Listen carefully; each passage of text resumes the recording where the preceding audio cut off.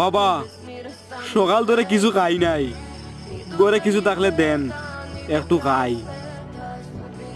আসলে চাচা তুমি এমন টাইমে আইছো, বাড়িতে মহিলা মানুষ কেউ নাই, অন্য কেউ নাই, অন্য যে সেখানে গিয়া তুমি খাইলাও, আমি ন কাজ করি আর গরু চাউল থাকতে দুগু দিলাও। আপনি একটু কষ্ট করে কিচেন রুম থেকে আনলেন। আচ্ছা ঠিক আছে, মানুষ এখনো ভালো আছেন, তাই আমাদের মতো ফকিরদেরকেও বিশ্বাস করেন, নইলে কিচেন রুমে একা আমাকে এভাবে পাঠাতেন। ড্রাম তো খালি, চাউল কই?